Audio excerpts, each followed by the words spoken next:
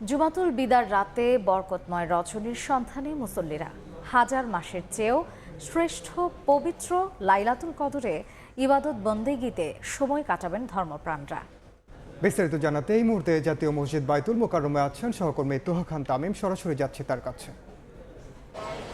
তামিম, ২৬ রমজান শেষ করে আরবি মাস অনুযায়ী সন্ধ্যার পরে চাঁদ ওঠার সাথে সাথে নতুন দিন শুরু হয়, অর্থাৎ সন্ধ্যার পরেই আরবি মাসের পরিবর্তন ঘটে এবং এখন ২৭ রমজানের রাত আসলে চলছে এবং ২৭ রমজানের রাতে কিন্তু একাধিক সূত্রে অর্থাৎ শরিয়তে একাধিক সূত্রে পবিত্র শবে কদরের রাতের কথা কিন্তু বলা হয়েছে এবং যদিও বলা হয়েছে যারা ইসলামী চিন্তাবিদ রয়েছেন তাদের পক্ষ থেকে বলা হচ্ছে যে শুধুমাত্র ২৭ রমজান নয়, অর্থাৎ রমজানের শেষ দশকে প্রত্যেকটি রাতেই কিন্তু তালাশ করতে বলা হচ্ছে, প্রত্যেকটি রাতেই শবে কদরের রাতের যে মহিমান্বিত রাত, সেই মহিমান্বিত রাতের যে অনুসন্ধান, সেই অনুসন্ধান করতে বলা হয়েছে ধর্মপ্রাণ মুসলমানদের, যাতে যারা ক্ষমা প্রার্থী, যারা নাজাত প্রাপ্ত হবেন তারা নাজাত প্রাপ্ত হন এবং ক্ষমা পান এবং আল্লাহ তাআলার যে মাগফিরাত, সেই মাগফিরাত তারা পেতে পারেন।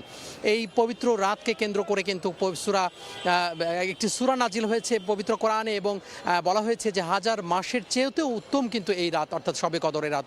বলা হচ্ছে অন্যান্য যে সমস্ত রাতগুলো রয়েছে, শবে বরাতের রাতের কথা বলা হয়েছে, সেই শবে বরাতের রাতেও অর্থাৎ ইসলামী চিন্তাবিদরা বলছেন যে এরকম ১০০০ রাতের সমান হচ্ছে শবে কদরের রাত।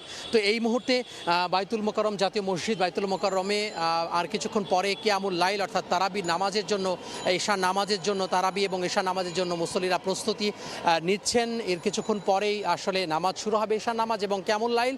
সেজন্য এই মুসল্লিরা ইতিমধ্যে আসা শুরু করেছেন এবং তাদের যে প্রস্তুতি, সেই প্রস্তুতি নিচ্ছে এবং রাত ভর তারা এখানে ইবাদত বন্দিগিতে মশগুল থাকবেন।